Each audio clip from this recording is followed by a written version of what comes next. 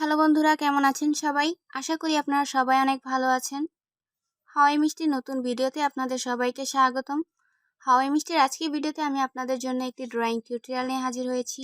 আজকের ড্রয়িংটি হচ্ছে ফাদার্স ডেকে ডেডিকেটেড একটি ড্রয়িং। এখানে আমি একটি ফাদার এবং একটি ডটারের স্কেচ ড্র করে দেখাবো। আশা করি আপনাদের ড্রয়িংটি ভালো লাগবে এবং ড্রয়িংয়ের পাশাপাশি আপনাদের সাথে একটি স্টোরি শেয়ার করব। সম্পূর্ণ ভিডিওটি দেখার জন্য অনুরোধ রইল। নীলা তার বাবার সাথে ছোট্ট একটি গ্রামে থাকে। নীলার বয়স মাত্র 5 বছর। তার বাবার নাম নাহিদ, কিন্তু সবাই তাকে নীলার বাবা বলে চিনে। তারও যেন নীলার বাবা পরিচয়টা ছাড়া আলাদা কোনো পরিচয়ের প্রয়োজন নেই। ছোট গ্রামে বাবা মেয়ের ছোট্ট সংসার। নীলার বাবা বেতের জিনিস তৈরি করেন এবং সেগুলো বাজারে বিক্রি করেন, এবং তা থেকে যে সামান্য টাকা উপার্জন করেন তা দিয়ে তাদের সংসার চলতো। নীলা ছোট্ট কিন্তু অনেক বুদ্ধিমতী ছিল। ঘরে খাবার কম থাকলে সে নিজে না খেয়ে নিজের বাবার জন্য রেখে দিত, যাতে সারাদিন পরিশ্রম করার পর তার বাবাকে না খেয়ে থাকতে না হয়। অবশ্য নীলার বাবা তা ঠিকই বুঝতে পারতেন। তিনি নানাভাবে বুঝিয়ে নীলাকে খাইয়ে দিতেন। নীলা একা খেত না, সে বায়না করত। তখন বাবা মেয়ে দুজন মিলে ভাগাভাগি করে খেত। এভাবেই দিনগুলো চলছিল। নীলার বাবার স্বপ্ন, ভবিষ্যতে নীলা অনেক বড় কিছু করবে। নীলাদের বাড়ি থেকে স্কুলের দূরত্বটা অনেক বেশি ছিল, যার কারণে নীলাকে অনেক ভোরে ঘুম থেকে উঠতে হতো। সে ঘুম থেকে উঠে ঘরের কাজ করত, তারপর পায়ে হেঁটে স্কুলে যেত। স্কুলের ছেলেমেয়েরা তাকে সবসময় বুলি করত। স্কুলের ছেলেমেয়েদের নতুন নতুন পোশাক দেখে নীলার অনেক সময় তাদের মতো পোশাক পরতে ইচ্ছে করত, কিন্তু সে তার বাবার আর্থিক অবস্থার কথা জানে, তাই সে কখনোই কোনো কিছুর জন্য বায়না করত না। এভাবেই কাটছিল দিনগুলো। অভাবের মাঝেও তাদের ছোট্ট সংসারে অনেক শান্তি ছিল। একদিন নীলা তার বাবার সাথে বাজারে আপেল বিক্রি করতে গিয়েছিল। তারা দুজনে রাস্তার দুই পাশে বসেছিল। তখন নীলার কাছে একজন মহিলা আসেন আপেল কেনার জন্য। নীলা যখন দাঁড়িপাল্লায় আপেল মাপতে শুরু করে, তখন ভুলবশত দাঁড়িপাল্লার কাঠিটা মহিলার গালে লেগে যায়। মহিলাটি রেগে নীলাকে চড় মারেন এবং সেখান থেকে চলে যান। নীলার নাক থেকে রক্ত পড়তে শুরু করে। নীলার বাবা তাকে হাসপাতালে নিয়ে যান। ডাক্তার নীলার নাকের রক্ত পরিষ্কার করে ওষুধ দিয়ে দেন। সেদিন তারা বাড়ি ফিরে আসেন, কিন্তু নীলার নাক দিয়ে বারবার রক্ত পড়তে থাকে।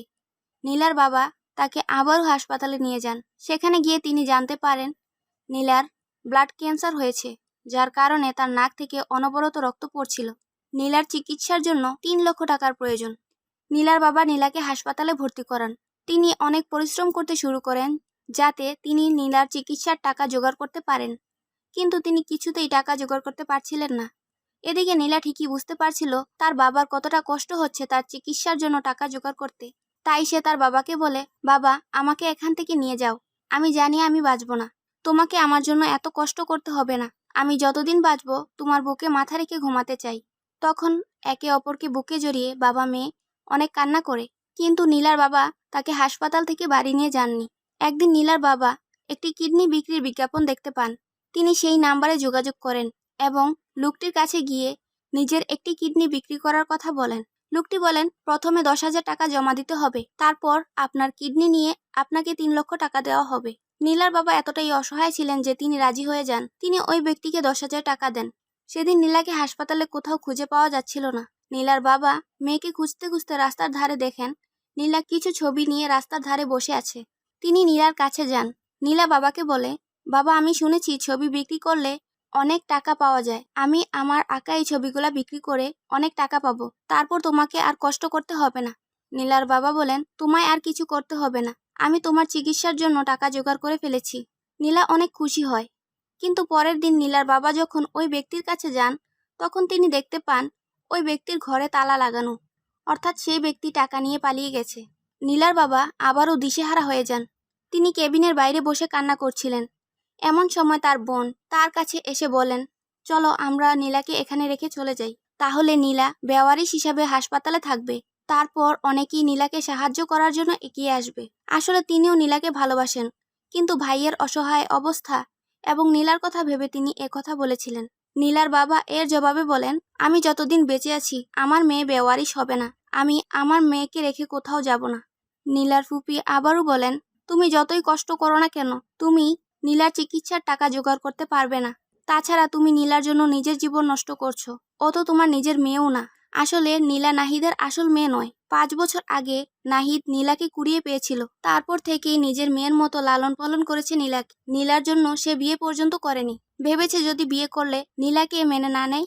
নীলা ঠিকই বুঝতে পারছিল যে তার বাবা তার চিকিৎসার জন্য টাকা জোগাড় করতে পারছেন না। তাই সে তার বাবাকে আবার রিকোয়েস্ট করে তিনি যেন তাকে বাড়ি নিয়ে যান। এবার নীলার বাবা নীলাকে নিয়ে বাড়িতে চলে আসেন। বাড়ি যাওয়ার পথে নীলা ছবি তোলার স্টুডিওতে গিয়ে তার বাবার সাথে ছবি তুলে।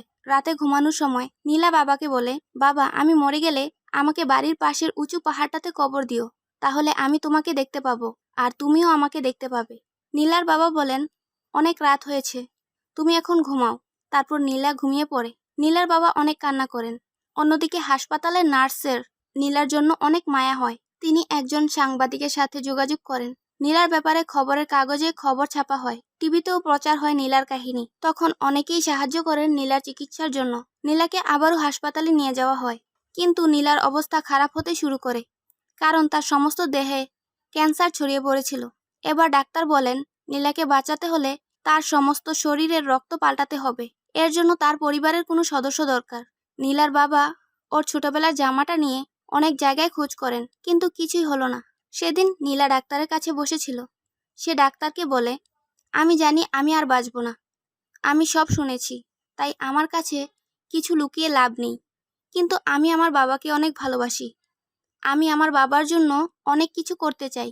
আমাদের বাড়ির চালে অনেক ফুটো, বৃষ্টি হলে পানি পড়ে, আমার বাবার অনেক কষ্ট হয় ঘুমোতে। আমি আমার বাবার জন্য একটি সিমেন্টের বাড়ি বানাতে চাই। আমি আমার বাবার জন্য বাঁচতে চাই। এসব বলে নীলা কান্না করে। তার সাথে ডাক্তারও কাঁদেন। এসব কথা দরজার পাশে দাঁড়িয়ে শুনছিলেন নীলার বাবা। তিনি অনেক ভেঙে পড়েন, কারণ মেয়েকে বাঁচানোর সব চেষ্টা করার পরও তার হাতে কিছুই ছিল না। তার সামনেই তার ছোট্ট মেয়েটি তিলে তিলে মরে যাচ্ছে। নীলার অবস্থা আরও খারাপ হতে থাকে। একদিন নীলা চলে যায় না ফেরার দেশে। মৃত্যুর আগে নার্সের কাছে সে তার একটি ডায়েরি দিয়ে গিয়েছিল। সেখানে লেখা ছিল, আমি চাই আমার চিকিৎসার জন্য যে টাকাগুলো লোকেরা পাঠিয়েছে সেগুলো যেন হাসপাতালের বাকি শিশুদের চিকিৎসার জন্য ব্যয় করা হয়। কারু বাবাকে যেন আমার বাবার মতো কষ্ট করতে না হয়, আর কোনো শিশুকে যেন তার বাবাকে ছেড়ে চলে যেতে না হয়। আমার চোখগুলো অন্য কাউকে দিয়ে দিও, যাতে আমি মরে গেলেও আমার বাবাকে দেখতে পাই। আপনাদের সবার কাছে আমার একটা রিকোয়েস্ট, দয়া করে আপনারা আমাদের ছোট বাড়িটাকে ঠিক করে দেবেন, যাতে বৃষ্টি হলে ঘরের ভেতরে পানি না ঢুকে। আমার বাবা যেন সেখানে শান্তিতে ঘুমোতে পারে। ডায়েরির শেষ পাতায় নীলা তার বাবার জন্য লিখেছিল, বাবা তুমি কখনো ভেবো না যে আমি তোমার কাছ থেকে দূরে আছি। যদি তোমার আমার কথা খুব বেশি মনে পড়ে, তাহলে তুমি আমার সেই ছবিটা দেখে নিও। আমি তোমাকে অনেক ভালোবাসি। এই ছিল এক অসহায় বাবা এবং তার ছোট্ট মেয়ের গল্প। আসলে এটি কোনো গল্প নয়, এই মর্মান্তিক ঘটনাটি বাস্তবেই ঘটেছিল, যা পুরো বিশ্বের মানুষের হৃদয়ে দাগ কেটে গিয়েছিল। ঘটনাটি ঘটেছিল চীনে, এবং বাস্তব জীবনের এই বাবা মেয়ের নাম হচ্ছে ডংসু এবং জেইং। যদিও তারা বাস্তবে বাবা মেয়ে ছিল না তাদের মধ্যে কোনো রক্তের সম্পর্ক, কিন্তু তাদের ভালোবাসায় কোনো স্বার্থ ছিল না, শুধু ছিল অজস্র স্নেহ, মায়া ও মমতা। এই বাবা মেয়ে প্রমাণ করে দিয়েছে পৃথিবীতে রক্তের সম্পর্কের চেয়েও অনেক দামি সম্পর্ক রয়েছে, আর সেটা হলো মানুষের সাথে মানুষের আত্মার সম্পর্ক। এই বাস্তব জীবনের ঘটনাটি সম্পর্কে জানার পর আপনাদের মতামত অবশ্যই জানান। যদি আমার ড্রয়িংটি আপনাদের ভালো লেগে থাকে তাহলে অবশ্যই ভিডিওতে লাইক করুন। চাইলে আপনাদের বন্ধুদের সাথে ওই ভিডিওটি শেয়ার করতে পারেন। Thanks for watching the video. See you soon. Until then, stay safe, stay healthy, take care and goodbye.